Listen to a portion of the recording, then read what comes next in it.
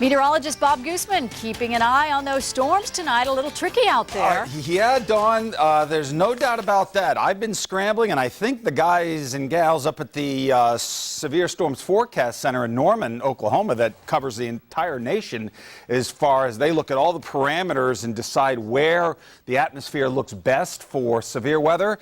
They're scrambling as well, because I tell you what, I'm going to show you in a minute where they thought the thunderstorms would develop, and I actually did too. I didn't think these would initiate until they got on top of us and then got really strong as they moved into east and north Texas and northeast Texas, but they are developing out to our west and northwest, so that increases the chances of showers and thunderstorms for us, and definitely for those areas to our north. Here we are doing okay for now. This whole line is sliding east, but what I'm watching is the southern extent. See the dry line right here? Very, very dry air behind it, and I'm watching to see if these continue to develop off to the south and southwest. I don't think there's going to be much more of a development down in that direction, but anyone to the east of this line, you're going to see the showers and thunderstorms, and some of them could be on the strong side with very gusty winds, even the potential for some small hail. So from about the Metroplex on to the north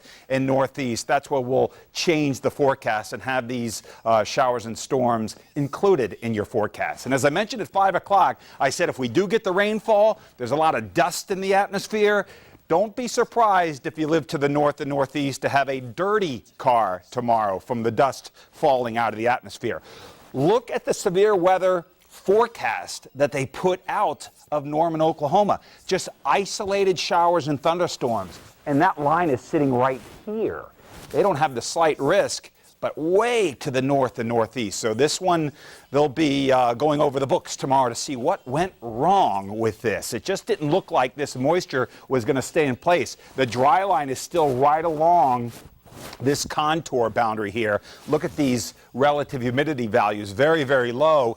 Dew point 20 in Graham, 24 Abilene. They jump to the 60s here. That's what you need for strong thunderstorms and upper level support, and we're all getting it. 70s right now. Will stay warm until morning. Then when these winds turn direction like they have out to the west, our temperatures are going to start to fall, and it'll be much cooler in the morning, mid-40s, and a much cooler day tomorrow, probably only the 60s for highs. So 77 and 66, the high and low for today.